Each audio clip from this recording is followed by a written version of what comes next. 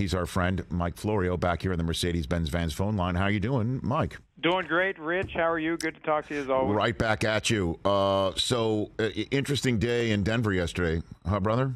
What do you think of what happened there? Layers and levels of intrigue there. You know, NFL media, it was Tom Pelissero who made the comment that Russell Wilson has lost portions of the locker room. Now, Pelissero, I think, has tried to walk it back, but he really hasn't erased the thing that he said about the locker room and Russell Wilson, and it doesn't strike me as some ridiculous jump to make given everything that's transpired in Denver this year. But between that, the whole birthday party thing, which to me on the surface is dumb, I only chimed in on the birthday party because Mike Kliff of 9 News in Denver, who covers the team and tends to skew just a little bit. You offended him a little bit toward pro-Broncos. He tried to take the fact that half the team was present for the birthday party as a positive. It's like, whoa, time out. Half the team wasn't there either. So that's what made it hit my radar screen. It feels like there's an effort internally and externally to kind of prop things up and make things seem better than they are. I mean, it should have been the event of the year. They probably didn't have pigs in a blanket and Kool-Aid at the Russell Wilson surprise 34th birthday party hosted by Ciara. They got the money to have good food, good drink, good entertainment, good time. You go support the quarterback. It's a surprise party. Everybody's there. We all love him, yada, yada. So I wouldn't have said a word about it if I didn't feel like someone was trying to make me think that half attendance was good, because half attendance can be characterized exactly the other way. But, Rich, the most significant development, in my view, was when Nathaniel Hackett was asked yesterday if he would change quarterbacks if he thought it would help the team win, and he said, right now, no. And immediately tried to do the cleanup on aisle 5 at the local Walmart after the press conference, getting Kliff on the phone, saying, I misspoke. Really? Did you accidentally tell the truth? Because that's usually what happens when someone says something they have to clean up. They accidentally didn't say the thing that they should have said. They accidentally told the truth. So it's a weird time for the Broncos. Books will be written about what happened this year, and I can't wait to read them. I'm not interested in writing them, but I'm very interested in reading them. Yeah, Hackett said that Russ is our quarterback, and Mike Kliff was the one who tweeted that out. And so those two tweets from a longtime reporter in Denver, I think those are the bookends of the crazy day. I thought the words "right now" came out because he does have people in the locker room that he needs to address about how the offense is not helping. The offense is hindering, to use the phrase that lit up New York and New Jersey a couple of weeks ago, letting the defense down. And he didn't give the Zach Wilson answer of no, Russ, there is no scenario in which I'm envisioning benching you. He said right now. And I thought that was maybe a tip of the cap and a nod to those in the locker room saying, what the hell's going on with the offense? That's the way I took that to mean before the cleanup. Right, and then the cleanup happened because I think others may have approached Hackett as he exited the podium and raised with him that probably wasn't the best thing to say under the circumstances, and that's when the mop and the bucket came out. But I think it would have been better to just own it. Why even bother? You attract more attention to it. You make yourself seem either incapable of accurately telling the truth or incapable of owning your truth, whatever your truth may be. Sure. I mean, like, Mike, I think it's just the answer would be, look, I see what everybody's getting at here. The offense has been totally unacceptable lately, and we're working on it. I'm working on it because he can't bench the guy because you're not going to put Brett Rippon in there if your seat's anywhere remotely hot. Certainly when if you tell, I mean, as I said earlier in the program, it's fine for Robert Saleh to say his young quarterback, just 20 starts into his career, needs a reset. You can't sit here and say, yeah, I was hired to be attached to the hip for Russ and vice versa. I need a reset just 12 games in. I mean, that you can't do that. You just can't. And the core question, as I see it, Rich, how much of this is a failure of Nathaniel Hackett to properly adjust his system, his offense? And a lot of coaches get so tied to their system, they're not flexible when it comes to making their system accentuate the positive and minimize the negative of the player. How much of it is Hackett just isn't doing the things that are good for Russ, and how much of it is Russ? And this may be the answer. Russ may have lost at age 34 just enough of his mobility that he has lost confidence in his legs, and that in turn has shaken his faith in his game. And it doesn't take much. Think back to Super Bowl 55 with Patrick Mahomes. He had lost just enough of his speed and elusiveness from that turf toe to get him in a position where the Tampa Bay front four could get to him and put heat on him, and he couldn't run away from them like he usually runs circles around people when he's healthy. For Russ, at a fairly young age, he doesn't run like he used to, vertically or laterally. You take that away from him, what do you have left? What have you constructed that he does well? What does he really do well at this point if he doesn't run like he used to? I think that's the real question. And for the Seahawks, they pulled the ripcord at the absolute perfect time to move on from Russ before the decline began. And we don't expect the decline to begin in the early 30s when you got Tom Brady playing into his mid-40s. But for some of these guys, and I put the flag in the ground for Mahomes, Josh Allen, any of these young quarterbacks that we see running all over the place, we just assume they're going to be able to do that until their late 30s. That may not be the case. Mike Florio here on the Rich Eisen Show. LeBron James, after the Lakers game last night, said to the media, don't say anything about, I don't want to hear anything from you. I'm just going to say something here. How come nobody's asked me about the Jerry Jones photo that was in the Washington Post a week ago today of him standing on the steps of his high school, Little Rock High School, as 6 black students were trying to integrate the school. He was part of a white mob that was keeping the kids out of school. He was standing there. You could see him as a 15-year-old, and clearly, as the story's pointing out, he wasn't listening to his football coach to say, don't go there, stay out of trouble, don't have anything to do with this. He ignored his coach and said on Thanksgiving Day that he really didn't know. He was just there for curiosity factor.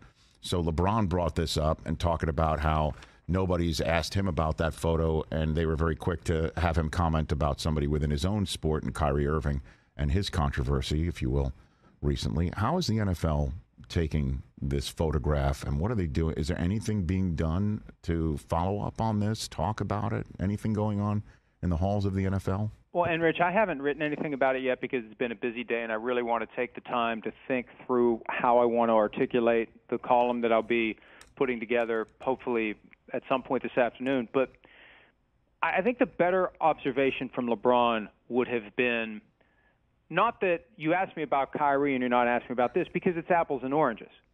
You ask a guy about a development in his sport, and this isn't a development in his sport, so it's not as obvious that you would ask him about it. I think the question is, why aren't you asking Cowboys players about this? Why aren't players throughout the NFL being asked about this? Why aren't other NFL figures being asked about this? Coaches, general managers, anyone who's in front of a microphone. Why isn't this the biggest story in the NFL? Why did it die so quickly? And look, one of the things that's helped the NFL and Jerry Jones here, he took all the questions from the reporters who were at the Cowboys-Giants Thanksgiving game when the reporters otherwise may have been in the locker room asking Dak Prescott, Ezekiel Elliott, anyone else on the team about Jerry's presence in that photo. So Jones, even though I don't know what I think about his answers, and I think some of the things he said both to the Washington Post and to the reporters last week underscore the real problem here when it comes to diversity and hiring, because Jerry seems to think it's okay to just hire who you know, not hire based on merit, but my network of people that I know and trust and have worked with and am comfortable with. That's the fundamental problem that the league has been trying to address, because these white middle-aged to elderly owners are more comfortable statistically with people who have similar upbringings, people they've known, people from their circles, and that's just the way it's gone. But, Rich, as to the photo, I've heard different opinions. Stephen A. Smith from ESPN had very strong opinion that we should leave him alone. Look, I know it was 65 years ago, but I've learned enough about the civil rights movement to know that if you're present in that crowd, you're not an observer. You're part of the problem. If you're part of the solution, you are with the kids helping them get into school. There's no middle ground there. There's no room for observer or curiosity. If he found a way to jostle to almost the front of that line out of curiosity, I mean, it was a very, no pun intended, black and white issue in the 60s and in the 50s. There was no nuance. There was no middle ground. So, and I know it's been 65 years, but when you couple it with the mindset that he has now, Rich, that I hire based on who I know. It's not what you know, it's who you know, and he said that to the Post, and I think he said it again last week. It just underscores that no matter how hard the NFL tries to get these owners to take a step back from what they want to do, they're never going to change their mind about that thing that they are bound and determined to do when it comes to making hiring decisions, especially for these really important jobs. Pro Football Talk founder and PFT Live host Mike Florio here on the Rich Eisen Show. How does Aaron Rodgers' contract inform us about his decision in the future and what the Packers might be thinking right now? Because I keep reading how the way it's written, he can't he can't be traded, and if he decides to retire, it sticks a massive dead cap bill on the Packers. So what does the contract inform you, Mike? If he retires in a way that cooperates with the Packers, the way that Drew Brees did with the Saints, the cap number would be minimized. Okay. This contract was set up to make it easy and clean for Aaron Rodgers to retire after 2022 or 2023 if he chooses. I think when they framed this contract out earlier in the year, the one thing that wasn't on the radar screen was the possibility that there would be enough of a decline in Aaron Rodgers' play that the Packers may be thinking, you know what, maybe we do want to move on to Jordan Love. And I think that's the problem they now have. And Rodgers, based upon his comments from yesterday at his midweek press conference, he knows, he's smart enough to know that there may be a temptation to see down the stretch what Jordan Love can do because maybe we have a decision to make after this year. The problem is, unless he chooses to walk away and retire, they can't cut him. That's when the cap hit would be beyond crippling. And if they trade him, it would still be a massive cap charge. And even if he doesn't have a no-trade clause, and I don't think he does, you're not going to convince him to accept a trade to a team he doesn't want to go to. No other team is going to trade for Aaron Rodgers if he says publicly, I don't want to play for anybody but the Green Bay Packers. I just don't want to. Don't waste your time. I'm not going to do anything other than the bare minimum. I'll show up for my $60 million, but I don't want to be part of your team. Don't do it. So I think that the Packers are potentially stuck here at a time when they maybe secretly, if you apply the sodium pentothal or attach a lie detector test, they'd say, kind of like what we saw from Jordan Love on Sunday night after Aaron Rodgers left due to injury, and we'd like to see a little more of it before we have to decide on his fifth-year option, by May of next year. They know that they are tiptoeing through a minefield because Aaron Rodgers has all the power. That's the key, Rich. He has all the power over the Packers for 2023. Well, what about trading him? What about if he says, I want to keep playing, but we all agree, let's just go our separate ways now. Or when I signed this, I thought Devontae would be here and he's not. So let's just go our separate ways now. That can't happen because of the cap ramifications there, or you can fudge that too. No, they can make it work. Okay. If it's a trade, especially they could wait to do it until after June 1. And if somebody out there really wants Aaron Rodgers, they'll wait until after June 1. And there's all sorts of things you can do if that's the case. But I don't think he wants to go to another team. Okay. I think, and this is the metaphor I use all the time when we talk about it on PFT Live, he was in the plane with the parachute on at the door, ready to jump, and he decided not to do it. And I really do think deep down at some level, and I don't want to psychoanalyze the guy, but what the hell, it's fun. It's part of what we do. I think that he doesn't want to go to another team and fail and forfeit his argument that the only reason he has one championship in his career is because of the Packers. If he goes somewhere else, if he finds a stacked team that just needs Aaron Rodgers and all of a sudden it's a Super Bowl contender, there goes the argument that it was all about the Packers. I mean, can you imagine if he had gone to Denver? And there are people who think that that's where he was going, that that's why they hired Nathaniel Hackett, the former Packers offensive coordinator. If he had gone to Denver and it had all gone to hell the way that it is now in Denver, what would people be saying? Oh, but no, it's not the Packers' fault. It's Aaron Rodgers' fault that they only went to one Super Bowl during his time as a starter. Mike Florio here on the Rich Eisen Show. A couple more topics for you here. Deshaun Watson spoke today in Berea in advance of his return after his 11-game suspension, and any questions about what his suspension was about, or what he learned during the suspension, or anything to do with any of the lawsuits that he faced and settled, or that he's still facing, was answered with the question of, I'm only talking about football because of my legal exposure. He didn't even answer a question when asked about answering those who think he shouldn't be the face of the franchise in Cleveland. He said, I can't talk, I'm only talking about football. What is his legal exposure? Well, he's got 2 pending civil lawsuits, and anything you say can and will be used against you in civil court or criminal court. The criminal court thing is over. After those potential criminal charges went away, that's when he began to talk. And I think what is odd about this situation, Rich, we heard from him on August 18, taking questions about non-football issues after he agreed to the 11-game suspension and the $5 million fine.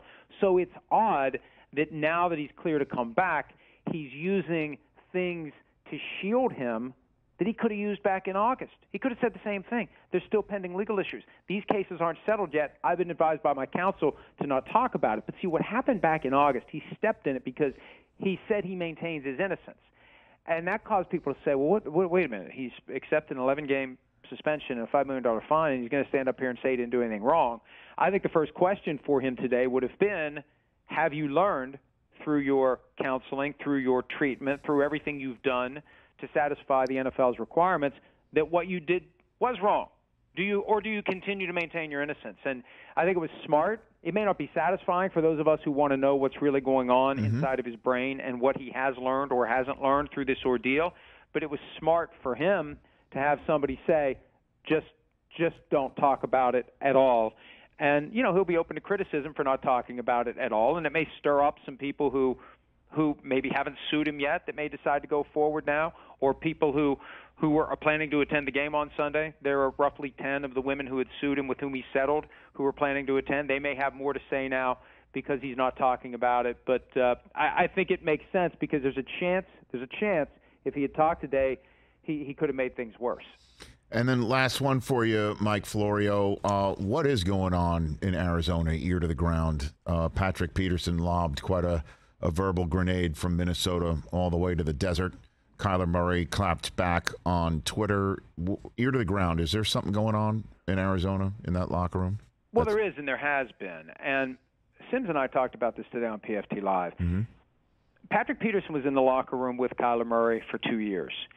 And Sims and I both agreed that Kyler's response was perfect because if there are traits that are objectionable, if there are things about Kyler Murray that veteran teammates who profess to be mentors saw that they could have helped him with, why didn't they say anything to him about it? Why are you waiting until you're long gone?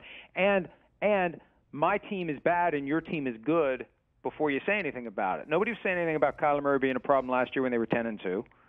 And of course, the Cardinals didn't help matters by trying to put the study clause in the contract and flagging this issue of whether or not he works hard enough, works like other quarterbacks should.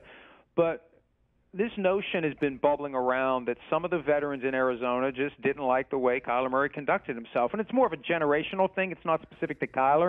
It's like, hey, kids these days, right? The younger players coming in, they just approach the game a different way. Larry Fitzgerald didn't like it. Patrick Peterson didn't like it. But I like Kyler's response. If you had a problem with me, say something to me. I'm young. I'm trying to figure out my way here. I don't know what I'm doing.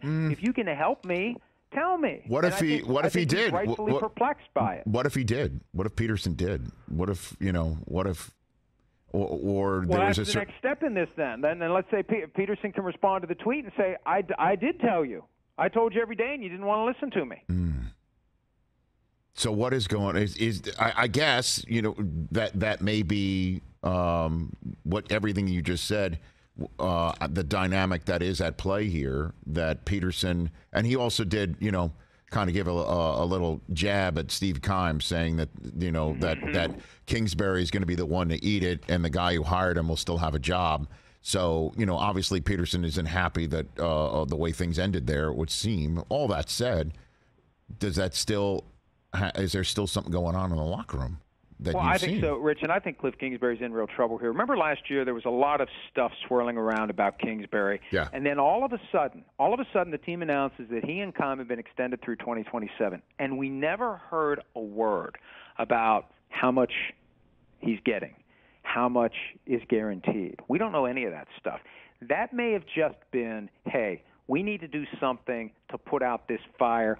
I'm not prepared to make a major commitment, but we can say, here's how long these contracts last, even if they're not guaranteed maybe beyond 2024 or whatever the case may be. But I think there's a certain element of fraud in those extensions, and I don't think it gives Kingsbury the protection that we ordinarily would associate. Oh, he signed through 2027. He's going to make every penny of what, kind of like the Matt Rule thing.